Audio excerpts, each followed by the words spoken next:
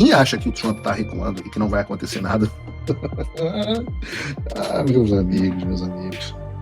Eu sempre aviso a vocês aqui no Paulo Figueiredo Show que Donald Trump não recua e nem entra em briga para perder.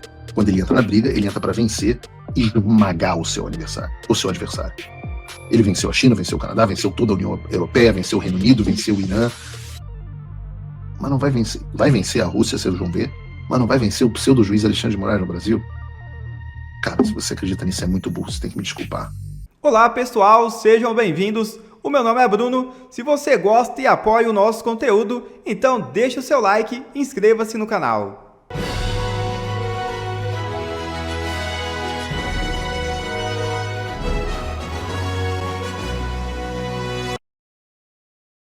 Advogado de General Heleno aponta ilegalidade e desmoraliza a conduta de Moraes. É isso mesmo. Frente a frente, na presença do ministro Alexandre de Moraes, o advogado do general Augusto Heleno, Matheus Milanês, levantou uma questão que depõe flagrantemente contra o magistrado. Moraes investigou redes sociais de testemunhas. Fez isso fora dos autos, em atitude alheia ao rito processual. Para piorar a situação, travestido no papel que não lhe cabe, de acusador. O ministro fez mais perguntas aos réus da propalada trama golpista do que o Procurador-Geral da República durante interrogatórios realizados em junho, confundindo os papéis de julgador e acusador. Vejam o vídeo. Nós temos 302 perguntas do ministro relator contra 59 da Procuradoria-Geral da República. E aqui, excelências, muito se indaga, mas somente perguntar a mais não quer dizer que houve uma violação propriamente. O juiz também pode produzir provas. Mas aqui nós temos um fato curioso. Uma das testemunhas arroladas, o senhor Valdo Manuel de Oliveira Aires, foi indagado pelo ministro relator a respeito de uma publicação dele nas redes sociais que não consta dos autos. Ou seja, nós temos uma postura ativa do ministro relator de investigar testemunhas. Por que o Ministério Público que não fez isso? Qual o papel do juiz julgador? Ou é o juiz inquisidor? O juiz é o imparcial, o juiz é o afastado da causa, porque o magistrado tem a iniciativa de pesquisar as redes sociais da testemunha. Não que o ponto não seja relevante, pode às vezes ser relevante, mas quem tem a iniciativa probatória, a quem compete o ônus da prova? Ao Ministério Público. E aqui eu trago uma citação bem curiosa, em que fala que é de ferrajolha a lição de que no sistema acusatório, diante da rígida separação de papéis entre sujeitos processuais, que esse é o ponto característico, não é possível que o juiz assuma a iniciativa da prova, do mesmo modo que o acusador não pode exercer a função de julgar. E aqui eu trago ainda uma outra lição do professor Auli Lopes Júnior, em que ele fala é da essência do sistema acusatório a aglutinação de funções na mão do juiz. Não existe imparcialidade, pois uma mesma pessoa busca a prova e decide a partir da prova que ele mesmo produziu. E eu trago uma citação aqui do próprio ministro Luiz Fux, na ADI 6298, onde ele traz um curioso pensamento. A legítima vedação à substituição da atuação probatória do órgão acusador significa que o juiz não pode, em hipótese alguma, tornar-se protagonista do processo. Estados Unidos encurralam 5 bancos sobre a aplicação da Lei Magnitsky contra Moraes. É isso mesmo. 5 dos maiores bancos que atuam no Brasil, Itaú Unibanco, Santander, Bradesco, Banco do Brasil e BTG Pactual, receberam nesta terça-feira uma notificação do Departamento de Tesouro dos Estados Unidos. A carta enviada pelo Escritório de Controle de Ativos Estrangeiros questiona como as instituições estão lidando com a aplicação da Lei Magnitsky em relação ao ministro Alexandre de Moraes, do Supremo Tribunal Federal. O tema, segundo fontes, já está sob avaliação dos departamentos jurídicos das instituições financeiras. A UFAC pediu esclarecimentos sobre medidas adotadas ou em andamento para cumprir as sanções contra Moraes, incluído na lista de penalizados em julho. Em meio ao julgamento de Jair Bolsonaro, Donald Trump fecha o cerco. Eu comentei sobre Hugo Mota e Alcolumbre, Lei Magnitsky e tal, e eu quero falar um pouco sobre esse assunto de sanções. Porque muitas pessoas estão me mandando uma reportagem da CNN e perguntando se ela seria ou não verdadeira. A reportagem é do Lorival Santana e diz assim: o governo Trump prepara novas medidas contra o Brasil. Os Estados Unidos preparam medidas contra o Brasil e contra importações da Rússia além de contestações dos argumentos do governo e das empresas brasileiras em relação à tarifa de 50%. As informações são de diversas fontes consultadas pela CNN em Washington. A situação é fluida, depende do presidente Donald Trump, que pode mudar de plano. Está aqui o Red na reportagem. Vamos do Red. Na tarde dessa segunda-feira, a sanção mais iminente parece ser contra o Banco do Brasil, segundo o relato de uma dessas fontes. O contexto é o início do julgamento do ex-presidente Jair Bolsonaro nessa terça-feira. Será que o Banco do Brasil vai sofrer sanções secundárias agora? Bom, detesto jogar balde de água fria, mas, de novo, dever jornalístico em primeiro lugar. Eu vou fazer um alerta a vocês. Não confiem muito nas notícias que vêm do Lorival Santana. A gente dá muita risada, normalmente, do que ele fala. Lembra que semanas atrás ele estava dizendo que a embaixadora ia ser chamada, que iam ter novas tarifas. Cara, eu não sei qual é a do Lorival, eu não o conheço, mas eu posso dizer que as fontes dele ou não existem, e são vozes da cabeça dele, ou são fontes ruins, porque ele fala muita bobagem. E eu tenho que dizer a vocês, nós não teremos sanções diretas contra o Banco do Brasil agora. Não é porque o Trump recuou, porque o Departamento do Tesouro dos Estados Unidos está com medo do nada poderoso do Banco do Brasil, mas sim porque existe um expediente padrão do OFAC, que é fazer uma comunicação com os bancos, dando a eles a oportunidade de esclarecer a situação, de se explicarem, etc. Só então, não resolvida a situação, eles partem, sim, em um processo demorado para um cacete de anos para sanções. Eu digo isso que, em geral, 90% dos bancos se ajustam quando recebem essa comunicação. Lembrem, por favor, lá atrás, nos Paulo Figueiredo Show, lá atrás, eu tracei um roteiro do que ia acontecer com os bancos. Um roteiro com princípio, meio e fim. Até agora, todos os processos se cumpriram até agora. E uma das coisas que eu disse é que haveria antes uma comunicação aos bancos. E esse é basicamente o processo que nós já estamos tendo a partir de agora. Eu digo isso, e de novo, eu avisei que aconteceria na semana passada, porque de fato aconteceu. Aconteceu nesta segunda-feira. A reportagem saiu hoje na quarta, na Folha de São Paulo, dizendo o seguinte: o governo dos Estados Unidos questiona bancos no Brasil sobre a aplicação da Lei Magnitsky contra Moraes. O texto tem a seguinte informação: bancos brasileiros receberam nessa terça-feira uma carta do Tesouro dos Estados Unidos com questionamentos sobre a aplicação da Lei Magnitsky. O comunicado do OFAC, o Escritório de Controle de Ativos Estrangeiros que pertence ao Tesouro Americano, pergunta quais ações foram ou estão sendo tomadas pelas instituições para cumprir a sanção aplicada ao ministro Alexandre de Moraes do STF. O envio da notificação ocorreu no primeiro dia do julgamento do ex-presidente Jair Bolsonaro no STF. Não é verdade, ocorreu um dia antes.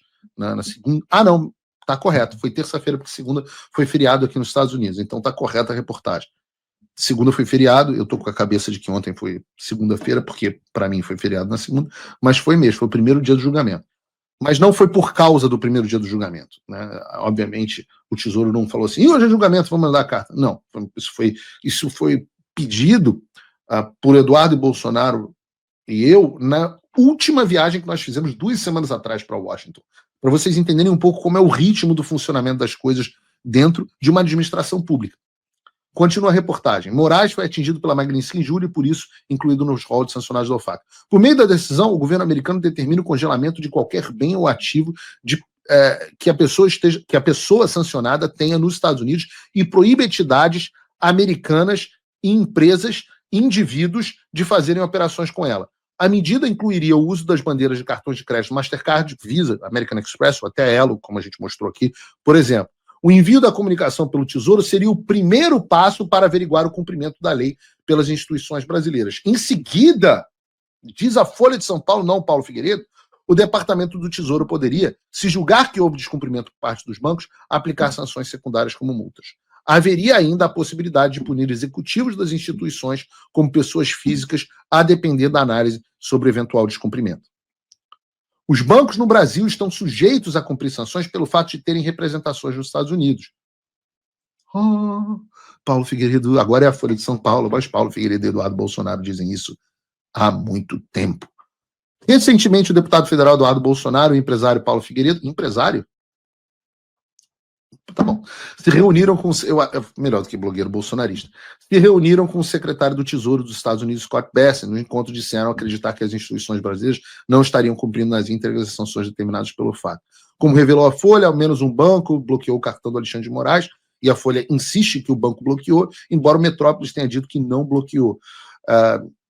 Em troca, foi oferecido a Moraes um cartão da bandeira Elo para que ele pudesse fazer pagamentos no país sem restrições impostas pelo Trump. A lei Magnitsky, blá, blá, blá, segundo o secretário de Estado dos Estados Unidos, aí isso é encheção de linguiça aqui da Folha.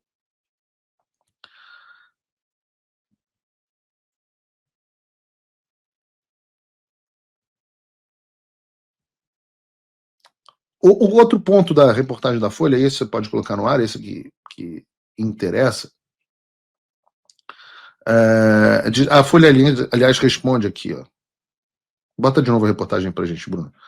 A FEBRABAN informou não ter recebido das instituições informação sobre eventual comunicação do OFAC. De todo modo, tais comunicados têm caráter confidenciais, não são dirigidos à FEBRABAN, disse nota enviada à Folha. A Folha também questionou o Departamento do Tesouro sobre eventual sanção, mas não teve resposta. Aliados de Bolsonaro esperam novas sanções a autoridades brasileiras do Supremo e também do governo federal diante do julgamento do ex-presidente. Estão no radar dos americanos restringir o visto de mais autoridades brasileiras e aplicar punições financeiras a mais pessoas. Há ainda conversas sobre suspender algumas das 700 exceções dadas pelo governo americano na aplicação de 50% das tarifas a produtos importados do Brasil. O governo Trump suspendeu a entrada nos Estados Unidos de Moraes e outros 7 ministros do STF, além do Paulo Gonet, que também teve visto suspenso. Os Estados Unidos também cancelaram o visto da esposa e filha de 10 anos, ministro da Saúde, Alexandre Padilha, e uma suposta retaliação. E eu já disse, e a Folha deveria ter publicado, que cancelou o visto, e o Lula confirmou depois, o visto do ministro Lewandowski, e eu também afirmo que cancelou o visto do ministro Pacheco. E esse é o panorama por curto prazo. Eu posso afirmar aqui, confirmar aqui, que os bancos receberam sim essa comunicação, e na verdade eu vou adiante, eu vou falar mais do que isso. Eu digo que os bancos que receberam essas comunicações foram, vou antecipar aqui para vocês, pelo menos Santander, Banco do Brasil, Itaú, Bradesco e BTG. Esses 5, eu diria, com enorme grau de certeza que receberam essas comunicações. Os 5 têm participações e presença dentro dos Estados Unidos. E eu digo que é só o início, porque eles vão ter que explicar de maneira detalhada o que eles estão fazendo para cumprir a lei Magnitsky contra o pseudo-juiz Alexandre de Moraes. Receber uma correspondência dessa, uma notificação dessa, não é pouca coisa. Tenho certeza de que para esse pessoal que ficava sabendo tudo pela imprensa, ter sido diretamente contatado vai fazer com que essa gestão se torne muito mais tangível para eles. Se mesmo assim tiver banco que prefere pagar para ver o que vai acontecer, aí, meus amigos, dentro do playbook do governo dos Estados Unidos, nós estaremos sim diante de um cenário, que é o cenário lá do Lorival, vai demorar, mas um cenário em que as sanções secundárias se aproximam e as primeiras árvores da floresta bancária começam a queimar. Então resta saber até onde vai o fogo, se vai ter que se alastrar muito para pegar o bandido da Birmânia. São cenas dos próximos capítulos. Então, sobre sanções secundárias, é isso que eu tenho que contribuir. Agora, falando sobre a inclusão de novos nomes na lista do OFAC, que é a expansão da aplicação da lei Magnitsky, eu também tenho algumas considerações. E aí, de novo, né, eu queria muito, cara, daria muito like, daria muita audiência, se eu pudesse ser o cara que, vem aí, se eu pudesse realmente fazer um tic-tac, se eu pudesse falar, bem, vamos fazer... E eu, na verdade, tenho que ajustar as expectativas de vocês. Porque a primeira coisa que a gente tem que entender é que antes da lei Magnitsky ser aplicada a outros indivíduos, ela tem que ser plena e efetivamente aplicada ao Alexandre de Moraes e ao seu círculo financeiro imediato, que é uma coisa que ainda está em curso. Moraes ainda não sentiu todos os efeitos da Lei Magnitsky e o seu ciclo financeiro imediato não sentiu. Ora, vocês verão. Vou fazer o seguinte. Abre aqui para a câmera 2. Vou começar a jogar aqui para vocês, tá? Pesquisem na internet. A internet pode pesquisar o que é o tal do Instituto Lex de Assuntos Jurídicos. Estou compartilhando com vocês informações de inteligência que eu recebi, que eu fui autorizado a começar a divulgar, e os jornais em breve começarão a pesquisar. Bom Reels aí para você, Bruno. Procurem o que é o Instituto Lex de Assuntos Jurídicos. E sim, eu sei que é muito irônico e um instituto de um cara que é um vilão e que tem a cara do Lex Luthor, inclusive a careca se chame Instituto Lex. Eu sei. Eu tenho vários Supermans aqui na minha estante. Mas vocês procurem. É um instituto que foi fundado pelo Alexandre de Moraes e a Viviane Barsi de Moraes nos anos 2000, e que o Alexandre, quando vira ministro do STF, sai desse instituto. E você tem dentro dele hoje o Alexandre, perdão, a Viviane, a Gabriela, a Juliana e o Alexandre Barsi de Moraes, que é o Alexandre Júnior, que é o filho do Alexandre. Esses são os donos desse Instituto Lex. Procurem na internet a página dele. Não existe. Procurem no Instagram a última postagem feita por eles, em 2017. Aí você vai ver que todo o patrimônio do Alexandre e da Viviane estão nesse instituto. E eu estou falando todo o patrimônio, é que o Alexandre de Moraes é multimilionário. Multimilionário. Do tipo, o apartamento de 25 milhões que ele vive, que é, pelo menos é a residência oficial, é a residência declarada dele, né? Porque ele também vive em Brasília, né? 25 milhões de reais, eu não vou nem dizer o nome do prédio aqui, mas é no Jardim Europa, é do Instituto. Sabe onde é a sede do Instituto? A sede do Instituto é onde era Alexandre de Moraes Advogados, que hoje é Barsi de Moraes Advogados. O Instituto e o escritório da Viviane compartilham a mesma sede. E tem mansão em Campos do Jordão, apartamento no Guarujá, os gringos já levantaram tudo. Adianta, eu pergunto a vocês, adianta sancionar outros indivíduos antes de pegar tudo isso e fazer o Alexandre sentir as consequências da Lei Magnitsky? Não. E é nisso que a gente está trabalhando. Porque para que essa lei tenha esse efeito dissuasivo, o que é o efeito dissuasivo? É o efeito que faz com que os outros vejam o que aconteceu e não queiram fazer igual. Então nós temos um desejo de que haja um efeito dissuasivo contra os demais cúmplices do sistema. O Alexandre precisa ser o exemplo do que acontece quando alguém é sancionado pela Lei Magnitsky. Então, por isso que primeiro a gente tem que focar na plena e efetiva aplicação das sanções. E essa a minha prioridade, é a prioridade do Eduardo nesse momento. Significa que outros não serão sancionados? Não, pelo contrário. Mas essa expectativa de que, de novo, acho que o Lorival ou outras pessoas estão dizendo nos jornais que vai haver um voto e aí vai ter uma pessoa sancionada pela Lei Magnitsky. Isso é absolutamente real, porque todo o processo de produção de documentação de sanção de alguém é meticuloso, é demorado. Muita gente que acha que é assim que funciona. Eu não posso chegar no Salão Oval da Casa Branca. Ei, Trump! Como diz o Silas Malafaia. Precisamos sancionar o fulano de tal. Assina aqui essa sanção, beleza? Pô, não é assim que a banda toca.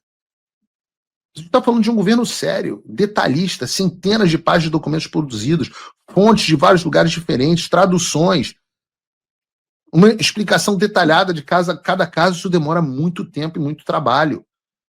E não seria possível o governo americano fazer isso sem nosso apoio. E eu não falo, então, eu não falo pelo governo americano, sempre deixo isso claro. Mas pelo que eu conheço desse processo, dá para afirmar duas coisas. Mais alvos, da Lei Magnitsky devem vir. Isso me parece bastante provável. 2, não no tempo que muita gente quer e que eu gostaria. Mas eu posso dizer que esse trabalho meticuloso, demorado, já está sendo feito. No caso, por exemplo, dessa senhora, Viviane Bastos de Moraes, do seu escritório, do seu Instituto Lex, isso já está acontecendo. Vejam, por exemplo, a própria reportagem do Globo. A aposta de aliados de Eduardo Bolsonaro sobre novas sanções contra Alexandre de Moraes. Daí ela traz as seguintes informações que eu vou lendo aqui, comentando com vocês. Deflagrada a etapa final do julgamento contra Jair Bolsonaro e outros 7 réus no caso da trama golpista nessa terça-feira, aliados do ex-presidente e deputado federal Eduardo Bolsonaro apostam na iminência de novas sanções do governo Trump contra o então do ministro Alexandre de Moraes, incluindo a sua mulher, a advogada Viviane Bastos de Moraes, e potencialmente também seus filhos. Esses interlocutores afirmaram à equipe do blog sob ressalva, e é que eu digo, acho improvável que os filhos sejam junto com a mulher. Acho que os filhos vão ficar para um passo seguinte. Não que não haja documentação suficiente. Tá, mas é bom que você faça o mal aos poucos. Né? Esses interlocutores afirmaram à equipe do blog sob reserva que novas retaliações contra o magistrado podem ocorrer na próxima quinta-feira ou ao longo do julgamento no Supremo. Eduardo terá uma reunião na Casa Branca nessa quarta-feira, conforme adiantou o colunista Lauro Jardim, hoje. Né? A gente nunca diz onde é a reunião, a gente diz que é com a administração americana e eles antecipam que é Casa Branca, que para eles é tudo Casa Branca, mas, enfim. Nos últimos dias, Eduardo e o ex-apresentador da Jovem Pan, Paulo Figueiredo, não sou ex-apresentador, a imprensa tem muita dificuldade de como me chamar, né? Eu nunca apresentei um programa na Jovem Pan. Os Pingos nos Is era apresentado pelo Vitor Brown ou pelo Daniel, e o Morning Show era apresentado pelo Paulo Matias. Pô, eu nunca apresentei nada, eu sou um comentarista no máximo. Mas, enfim, o ex-apresentador da Jovem Pan, Paulo Figueiredo, intensificaram o diálogo com o governo Trump na tentativa de provar que as finanças e o patrimônio do casal estão totalmente interligados e, por isso, a única forma de evitar que Moraes drible as sanções de Washington seria ampliar a ofensiva para Viviane e até mesmo para os seus filhos. Outro objetivo dos bolsonaristas ao colocar Viviane sob a mira de Washington é impor à mulher de Moraes e ao seu escritório as duras restrições financeiras da Magnitsky, o que, eventualmente, poderá dificultar ou inviabilizar o negócio, o escritório do Alexandre, com prejuízos inestimáveis aos seus clientes poderosos. O Bastos de Moraes atua em áreas como direito empresarial, licitações, contratos, recuperação judicial, falências e relações governamentais, e conta com 2 dos 3 filhos do ministro como sócios, Alexandre e Juliana. Gabriela Bastos de Moraes não compõe a banca. Não sei. O trio está na mira dos Estados Unidos, segundo o entorno de Eduardo. O influente escritório também defendeu Moraes, a própria Viviane e os seus filhos na investigação que mirou uma família de 3 brasileiros que hostilizaram o ministro no Aeroporto Internacional de Roma em julho de 2023. Como publicamos no blog, a mulher do ministro foi propositalmente deixada de fora da ofensiva contra o ministro via Magnitsky. O objetivo dos bolsonaristas e seus aliados no governo dos Estados Unidos era de garantir à administração Trump condições para escalar as medidas contra os magistrados e o próprio STF, antes de mirar outros magistrados da Corte e demais autoridades do Judiciário, como o PGR, Paulo Gonet, caso não houvesse recuo no julgamento contra Bolsonaro. Isso, na verdade, porque a gente nunca imaginou que houvesse recuo no julgamento. Além disso, argumentou-se que a inclusão de apenas uma autoridade na lista de sanções do OFAC simplificaria o processo. Isso é verdade. Por ser mulher do ministro, o texto da Magnitsky permite que ela seja implicada diretamente pelas restrições financeiras, bem como outras pessoas próximas a ele. Recentemente, como revelamos no blog, o Bastos de Moraes foi contratado pelo Banco Master para representá-lo. A instituição financeira está no centro de uma controversa transação que envolve a venda de parte da sua operação para o BRB, o Banco Estatal de Brasília. Se as ameaças bolsonaristas se concretizarem, Viviane e os filhos figurarão ao lado de Moraes e suspeitos de ligação com o terrorismo e o tráfico internacional de drogas e armas na lista das sanções da OFAC. É o que diz a reportagem. Então, o que eu estou repetindo, é um trabalho sério, detalhista, meticuloso, que já está em andamento. Os próximos alvos da Lei Magnitsky são claros e eu posso dizer que as coisas estão avançadas, mas eu sou realista com vocês. Se eu falar que as sanções vão sair até sexta, por exemplo, eu estaria mentindo, porque eu acho que as chances disso acontecer são mínimas. E aqui no Paulo Figueiredo Show você tem informação real, não necessariamente a que vende mais, a que engaja mais, a que te deixa mais feliz, o que atrai o público. Por isso eu digo que eu tenho um alto grau de certeza que isso vai demorar mais do que os imediatistas desejam. não vai ser amanhã, nem vai ser ao vivo durante o julgamento do Bolsonaro. Essa ideia de que o Trump está preparando um sistema de um voto, uma sanção, é uma coisa que não tem ideia de como é que as coisas funcionam. Eu sei que vão ter meia dúzia de pessoas falando que os Estados Unidos não estão interessados, que nada vai acontecer, que o Brasil vai acabar daqui a 2 dias, depois disso vai ser tarde demais, que tudo acabará em pizza. É normal. Esses malucos estão criticando a gente desde o início, desde que o trabalho começou. Quem está em pleno domínio da capacidade mental, por exemplo, já entendeu que aqui não tem ninguém brincando. As coisas vão acontecer. Mas nós estamos lidando com um governo. Tem um processo burocrático. O que eu posso antecipar de coisas boas? Que eu acho que o meu palpite, de novo, não estou falando pelo governo americano, mas se eu tivesse que dar um palpite, eu diria que nós temos ainda uma camada importante de ação, que é a do cancelamento do visto de pessoas ligadas ao Alexandre de Moraes. É importante que doa nas pessoas ligadas a ele a consequência das suas ações. Nós estamos vendo as conversas do Talhaferro que eu abordei no programa de hoje, nós vimos o papel do Ayrton Vieira, nós vimos o papel do Marcos Vargas, nós vimos na semana passada com a Vaza Toga, com um trabalho brilhante lá do David Agape, e depois continuidade pela Revista Oeste, nós vimos o que aquela Eukiko Kusahara, sei lá, fazia, o que essas pessoas faziam. Não pode não haver consequências para essas pessoas. Não pode não haver consequência até para o comandante do Exército, que se alia ao regime. Não pode não haver consequências para o procurador, para o advogado-geral da União, para o Bessias. Não pode não haver consequência para um monte de gente. Essas pessoas precisam ser responsabilizadas. Eu gosto do cancelamento de visto porque ele tem um efeito muito mais doloroso do que vocês imaginam. Uma das autoridades sancionadas, não vou nem falar aqui do Barroso, que foi uma coisa horrorosa, filhos, etc. Mas uma das autoridades sancionadas com cancelamento de visto, já agora, estava desesperada, porque a cunhada mora nos Estados Unidos, os sobrinhos, uma vai casar, ele não pode vir, estava desesperado, que a mulher estava enchendo o saco. E, porra, não tem. Eu prefiro tomar uma Magnífica do que ter a Natália enchendo meu saco. Que, convenhamos, é uma coisa que mulher faz muito bem, né? Mulher sabe fazer isso. Então, quando você cancela o visto de uma elite que está acostumada a viver aqui, você passa a ter consequências, você passa a ter o aspecto moral. Seus filhos não podem mais viajar, não podem mais fazer, muitos estão estudando aqui fora. Você viu o William Bonner saindo do Jornal Nacional, né? Não vai deixar saudade. O William Bonner está dizendo que os 2 filhos estão fora. Eu não sei se estudam nos Estados Unidos, talvez estudem, mas imagina, o pai não pode mais ver o filho. Esse efeito moral precisa acontecer, esse é o primeiro aspecto. O segundo aspecto é que, vejam, todos os sancionados pela Lei Magnitsky, antes de serem sancionados pela Lei Magnitsky, recebem o cancelamento de visto. Então, eu vou brincar aqui de chamar que o visto, o cancelamento dos vistos, que é para a pessoa e para os seus familiares, é um belo cartão amarelo. E esse cartão amarelo pode ser mais amplo, pode pegar mais parcelas da sociedade.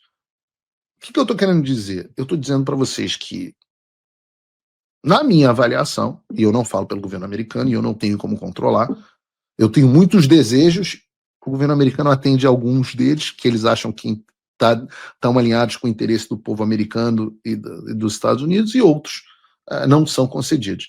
Mas eu diria que com um alto grau de otimismo, que eu acho que vai haver uma lista de cancelamento de vistos de pessoas que até agora não sabiam que estavam na mira. E isso vai ser um recado, porque, ora, se alguém da Polícia Federal, um Fábio Shor, digamos, estou aqui hipotético, se um Fábio Shor pode perder o seu visto para os Estados Unidos, ora, quem mais pode?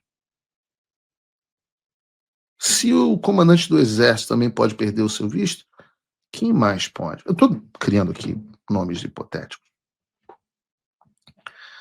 Eu digo para vocês, eu não brincaria com os Estados Unidos. Quem acha que o Trump está recuando e que não vai acontecer nada? meus amigos. Cara, Eu sempre aviso a vocês aqui no Paulo Figueiredo Show que Donald Trump não recua e nem entra em briga para perder. Quando ele entra na briga, ele entra para vencer e esmagar o seu adversário. Ele venceu a China, venceu o Canadá, venceu toda a União Europeia, venceu o Reino Unido, venceu o Irã. Mas não vai vencer. Vai vencer a Rússia, vocês vão ver, mas não vai vencer o pseudo-juiz Alexandre de Moraes no Brasil? Cara, se você acredita nisso, é muito burro, você tem que me desculpar.